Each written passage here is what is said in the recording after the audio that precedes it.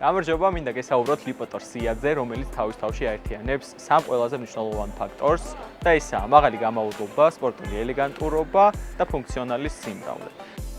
ლიპოტორი არის ელექტრომობილების მწარმოებელი კომპანია, რომელმაც შექმნა ახალი ერა საავტომობილო ინდუსტრიაში და აწარმოებს ელექტრომობილებს ევროპული ლიცენზიით გლობალური ბაზრისთვის. ლიპოტორი გახლავთ Stellantis-ის ჯგუფის წევრი, რომლის მფლობელობაშიცაა Alfa Romeo, Chrysler, Maserati, Jeep და სხვა ბრენდები.